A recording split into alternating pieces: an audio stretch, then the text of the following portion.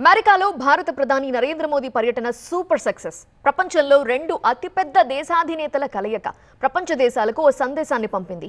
తాము కలిస్తే ఎంత పవర్ఫుల్ గా ఉంటుందో ఈ మీటింగ్ తో మరోసారి చెప్పారు ట్రంప్ అండ్ మోదీ. అమెరికాలో ప్రధాని మోదీ పర్యటన ముగిసినా ఆయన వెళుతూ అధ్యక్షుడు ట్రంప్ కు ఆహ్వానం పలికారు. భారత్ లో జరిగే క్వాడ్ సమ్మిట్ కు రావాలని కోరారు మోదీ. అయితే భారత్ చైనా బోర్డర్ టెన్షన్స్ పై మోదీతో మాట్లాడారు ట్రంప్. అవసరమైతే తాను మధ్యవర్తిత్వం వహిస్తానన్నారు. మోదీ అమెరికా పర్యటనలో అనేక విషయాలపై చర్చించారు. రెండు దేశాల మధ్య అవగాహనలు, ఒప్పందాలు జరిగాయి. జాయింట్ స్టేట్మెంట్ విడుదల చేశారు భారత్, అమెరికా. అమెరికా, ఇండియా మధ్య కొత్త బంధం కాంపాక్ట్ అంటే సైనిక భాగస్వామ్యం, వేగవంతమైన వాణిజ్యం, సాంకేతికతను అందిపుచ్చుకునే ఉత్ప్రేరక దేశాలు అమెరికా, భారత్ అనే అర్థంతో రూపొందించారు. వచ్చే 5 ఏళ్లలో రెండు దేశాల మధ్య వాణిజ్యం రెట్టింపు కానున్నట్లుగా తెలుస్తోంది. $500 బిలియన్ వాణిజ్యం చేరనుంది.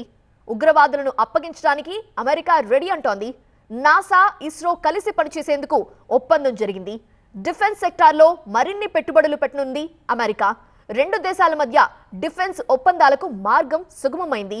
UAS డ్రోన్ సిస్టమ్, న్యూక్లియర్ రియాక్టర్ల నిర్మాణం, నాసా, ఇస్రో కలిసి తొలి భారత వ్యోమగామిని ISS లోకి పంపటం, రెండు దేశాలు స్పేస్ టెక్నాలజీని ఇచ్చిపుచ్చుకోవటం, ఉగ్రవాదులను భారత్కు అప్పగించడంపై ఒప్పందం కుదిరింది.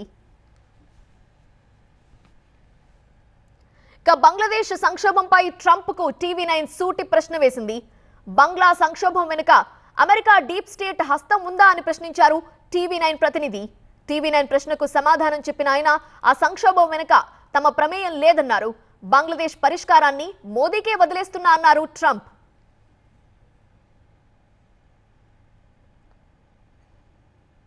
Mr. President, what you would like to say about the Bangladesh issue, because we saw and it is evident that how the deep state of United States was involved to regime change during the Biden administration.